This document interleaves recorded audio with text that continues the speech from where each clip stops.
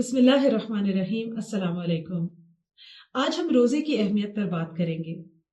रोजे की अहमियत तो इसी बात से वाज़ेह है कि ये इस्लाम के 5 बुनियादी अरकान में से एक रुकन है।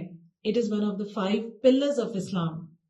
नबी अकरम सल्लल्लाहु अलैहि वसल्लम का इरशाद है, सही बुखारी की हदीस है कि इस्लाम के 5 बुनियादी अरकान हैं। इस बात की गवाही देना कि अल्लाह के सिवा कोई माबूद नहीं और मोहम्मद सल्लल्लाहु अलैहि वसल्लम अल्लाह के बंदे और रसूल हैं। नमाज कायम करना, ज़कात अदा करना, रमज़ान के रोजे रखना और बैतुल्लाह का हज करना अगर इस्तिताअत हो।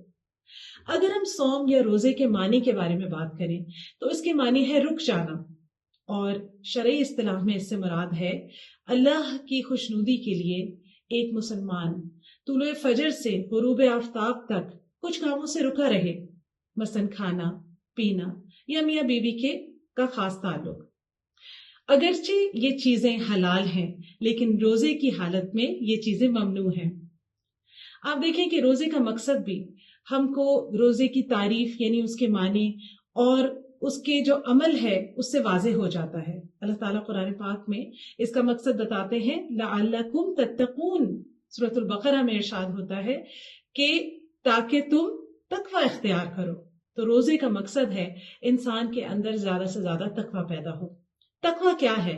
दिल में अल्लाह का डर, दिल में अल्लाह की मोहब्बत, अल्लाह का ऐसा खौफ कि इंसान हर काम करने से पहले ये सोचे और ये देखे कि क्या ये जायज है या नाजायज है, हलाल है कि हराम है, क्या इससे मेरा अल्लाह राजी होगा या कहीं मेरा अल्लाह नाराज तो नहीं हो जाएगा।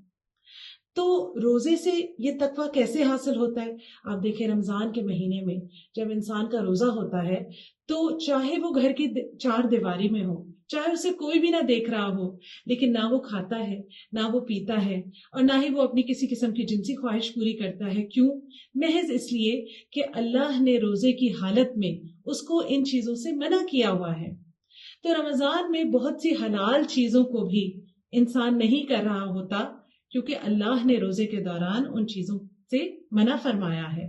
तो ये प्रैक्टिस उसके दिल पे नक्श हो जाती है और रोजे की हालत में जब इंसान हलाल से भी बच रहा होता है, इज्तिनाब कर रहा होता है, तो फिर वो सोचता है कि वो चीजें जो अल्लाह ताला ने हमेशा तक के लिए हराम कर दी हैं उनका इर्तिकाब किस तरह से जायज हो सकता है। और अगर मुझे अल्लाह की रजा मकसूद है तो मुझे अल्लाह की नाफरमानी के कामों से तो जरूर बचना है। तो ये है रोजे का एक फायदा जो अल्लाह ने हमको बताया, जो कि अल्लाह को मकसूद है। वाखिर दावाना अनिल हम्दुलिल्लाहि रब्बिल आलमीन।